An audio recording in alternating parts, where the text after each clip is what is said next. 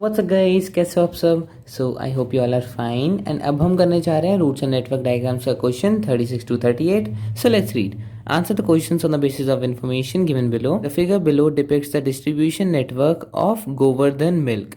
Milk is transported from dairy D to company owned outlets M and O, P, Q and R through a series of pipelines. ठीक है, तो ये network shown है किसका, Govardhan milk का. और जो मिल्क है वो ट्रांसपोर्ट होता है डी से ये सारी company owned outlets M N O P Q R. ठीक है, the arrows show the direction of flow in the pipeline and the number above each outlet denotes the requirement in litres of milk at that outlet. अब जो arrows हैं वो show कर रहे हैं flow of milk, and जो numbers लिखे हैं हर आउटलेट के ऊपर वो उनकी कैपेसिटी शो कर रहा है. फॉर एग्जाम्पल एम की 200 and P की 300 and so on. Milk is pumped to an outlet only when the requirement is met at the preceding outlet. ठीक है, मिल्क तभी पंप होगा एक आउटलेट से जब उस आउटलेट की रिक्वायरमेंट पूरी हो जाएगी. फॉर एग्जांपल अगर M की 200 रिक्वायरमेंट है तो इसे पूरा करने के बाद ही वो ट्रांसपोर्टेशन आगे बढ़ेगी पाइपलाइन से. ठीक है, the maximum capacity in liters of the pipeline connecting the dairy with an outlet is 1200 liters. अब जो डेयरी से जो आउटलेट कनेक्टेड है वो जो पाइपलाइन है उसकी कैपेसिटी है 1200 litres, and that of pipeline connected to any two outlets is 600 litres. और जो आउटलेट्स जो कि किसी भी दो आउटलेट से कनेक्टेड है उनकी 600 लीटर है. मतलब ये डी के साथ जो कनेक्टेड है उनकी तो 1200 लीटर्स पाइपलाइन की कैपेसिटी है.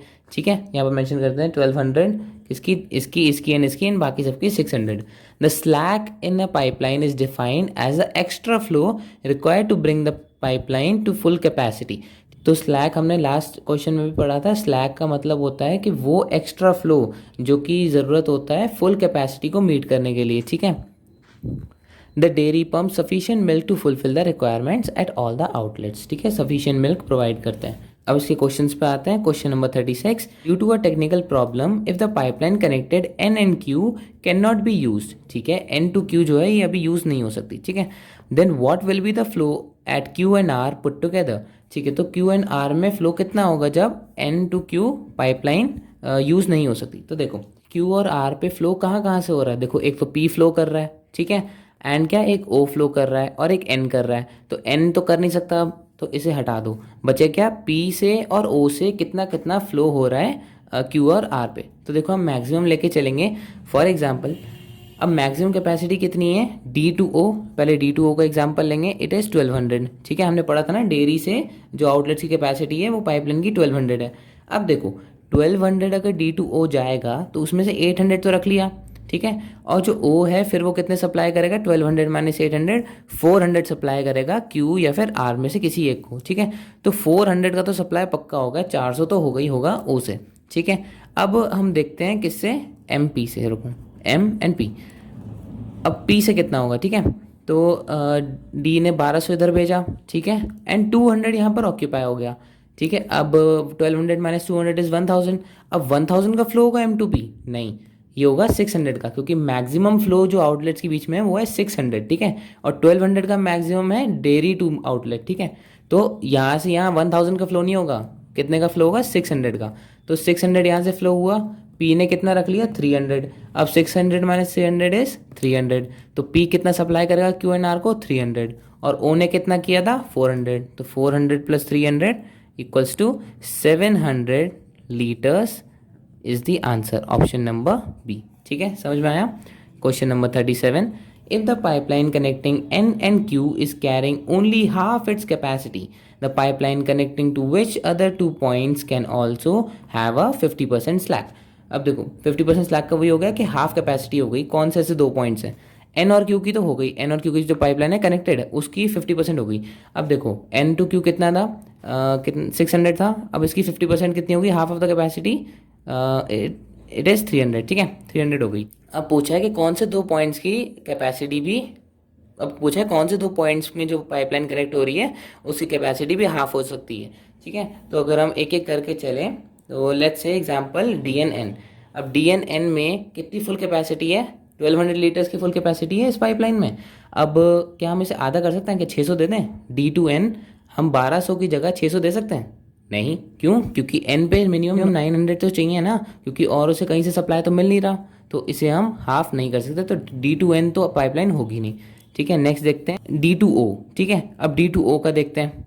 D2O कितनी मैक्सिमम कैपेसिटी है, 1200, ठीक है। 1200 की ये मैक्सिमम कैपेसिटी। एंड क्या हम इसको आधा कर सकते हैं, सिर्फ 600 भेज दें D2O में?